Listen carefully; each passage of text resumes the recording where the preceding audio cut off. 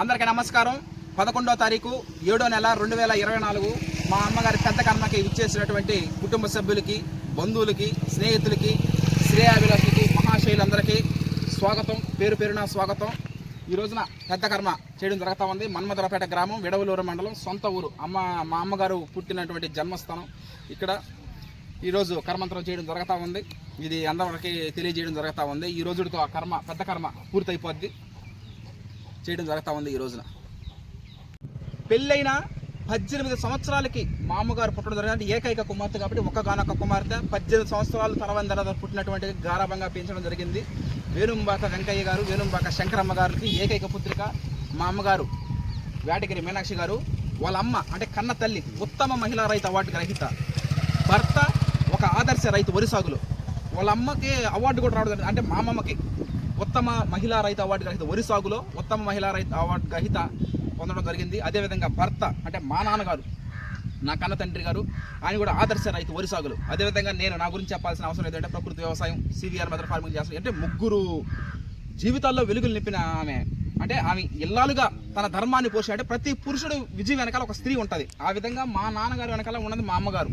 అంటే ఏ అడుగు జాడల్లో కానీ చేయడం కానీ ఈ రోజున ఏది ముగ్గురు జీవితాల్లో వెలుగులు నింపినారు అమ్మగారు.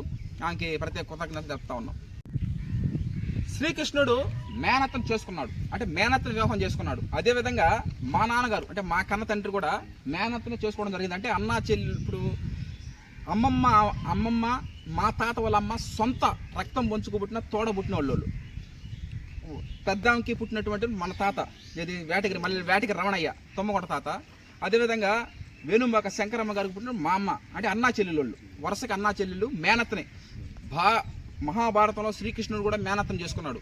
అదేవిధంగా ఈ టైంలో కూడా మేనత్తని చేసుకోవడం జరిగింది నాన్నగారు. ఇది ఈ విధంగా మేనత్తని వివాహం ఆడినారు వేటగిరి మల్లికార్జున గారు. భగవద్గీత అనేది చనిపోయాక వినేది కాదు, బతికున్నప్పుడు విని ఆచరించి చేయాల్సినటువంటిదని మా అమ్మమ్మ గారు అంటే మా అమ్మ వాళ్ళ అమ్మ వేణుంబాక శంకరమ్మ గారు చెప్పారు. ఆయన ఉత్తమ మహిళా రైతు అవార్డు గ్రహీత వరి సాగులో. మొలగొలుగులు, నెల్లూరులో మొలగొలుగు మీకు తెలిసిందే కదా, మొలగొలుగులకు పెట్టింది పేరు నెల్లూరులో. ఆ వరి రకాన్ని ఎన్నో సంవత్సరాలుగా చేయడం జరిగింది. అందుకే ఆమెకి అవార్డు, ఉత్తమ మహిళా రైతు అవార్డు కూడా రావడం జరిగింది.